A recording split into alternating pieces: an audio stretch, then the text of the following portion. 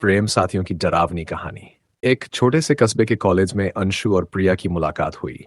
दोनों की दोस्ती जल्दी ही प्यार में बदल गई। वे घंटों कॉलेज के गार्डन में बैठकर सपने बुनते थे। लेकिन उनकी प्रेम कहानी को लेकर कॉलेज में कई अफवाहें चलती थीं। कॉलेज के पास एक पुरानी लाइब्रेरी थी जो अब बंद हो चुकी थी। लोगों का कहना था कि वहां अजीब अजीब आवाजें आती हैं। एक दिन अंशु और प्रिया ने सोचा कि क्यों न उस लाइब्रेरी को देखने जाएं। शाम का समय था और आसमान पर बादल छाए हुए थे। दोनों चोरी छुपे लाइब्रेरी के अंदर गए। अंदर घुसते ही उन्हें भारीपन महसूस हुआ। दीवारों पर पुरानी तस्वीरें लटकी थीं जिनके चेहरे धुंधले हो चुके थे। जैसे ही उन्होंने मेज पर पड़ी एक पुरानी किताब खोली, हवा अचानक ठंडी हो गई। अंशु ने मजाक में कहा, शायद भूतों को हमारा प्यार पसंद नहीं आया। तभी एक अजीब सी हंसी गूंजी, जैसे कोई उनके मजाक पर हंस रहा हो। प्रिया डर गई और उसने अंशु का हाथ पकड़ लिया। वे वापस जाने लगे, लेकिन दरवाजा अपने आप बंद हो गया। अंधेरे में दोनों फंसे हुए थे। तभी एक हल्की रोशनी दिखाई दी और एक छाया सामने आई। वह छाया एक महिला की थी जिसने सफेद साड़ी पहन रखी थी। उसकी आंखें लाल थीं और वह गुस्से से उन दोनों की तरफ देख रही थी। तुम्हें यहां नहीं आना चाहिए था, वह चीखकर बोली।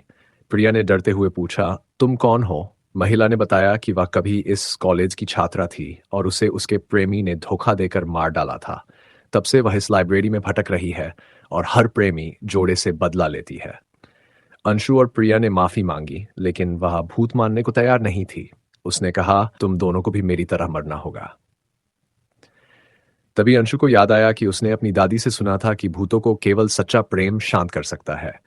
उसने प्रिया को गले लगाया और कहा, हमारे प्यार में इतनी ताकत है कि कोई भी हमें अलग नहीं कर सकता। उसके ये शब्द सुनकर महिला की आंखों से आंसू बहने लगे। उसकी आवाज नरम हो गई। उसने कहा, काश मेरा प्रेमी भी ऐसा होता। और धीरे धीरे वह रोशनी में बदलकर गायब हो गई। दरवाजा अपने आप खुल गया। अंशु और प्रिया ने एक दूसरे की ओर देखा और तेजी से वहां से बाहर निकल गए। उस दिन के बाद उन्होंने कभी उस लाइब्रेरी का रुख नहीं किया, लेकिन उनका प्यार पहले से और गहरा हो गया था। अगर आपको ऐसी डरावनी और रोमांचक कहानियां पसंद हैं, तो आत्मा की गूंज चैनल को जरूर सब्सक्राइब करें। वहां आपको डरावनी कहानियों, भूतिया किस्सों और रहस्यमयी घटनाओं का बेहतरीन कलेक्शन मिलेगा।